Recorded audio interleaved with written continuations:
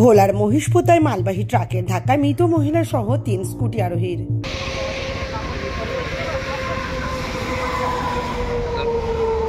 রথের সকালে মর্মান্তিক দুর্ঘটনা ঘোলা থানার মহিষপোতার কল্যাণী এক্সপ্রেসওয়েতে। স্থানীয় সূত্রে জানা গেছে, এদিন সকালে কল্যাণী এক্সপ্রেসওয়ের মহিষপোতায় খেপলির মিলের কাছে একটি পণ্যবাহী ট্রাক পিছন থেকে দ্রুত বেগে এসে স্কুটিকে ধাক্কা মারে। ট্রাকের ধাক্কায় মহিলা সহ স্কুটির ৩ আরোহী রাস্তায় ছিটকে পড়ে।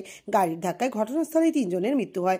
ঘোলা থানার পুলিশ এসে ৩ জনের মৃতদেহ উদ্ধার করে নিয়ে যায়। পুলিশ ঘাতক গাড়িটির খোঁজ চালাচ্ছে। গাড়ির যানবাহনের জন্য অ্যাক্সিডেন্টটা হয়েছে। অ্যাক্সিডেন্ট হয়েছে দূরে, বডি পড়েছে আগে। আজ সকালে হয়েছে, বডি তুলে নিয়ে চলে গেছে। ৩ জন ছিল, 2 জন স্পট, 1 জন আহত আছে। ভোলা হসপিটালে তাদের নিয়ে যায়। 3 জন ছিল টোটাল, 2 জন,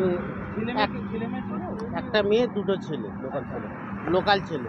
আমাদের ঠাকুর কলোনিতে পিয়ারা বাগানে বাড়ি। গাড়ি তো এমনিই রাফ চলে আমাদের কল্যাণী হাইওয়ে। ভোলা থানা তুলে নিয়ে গেছে আমাদের এতে, ভোলা হসপিটালে। আমার নাম আবেদ আলী, দোপেরিয়া।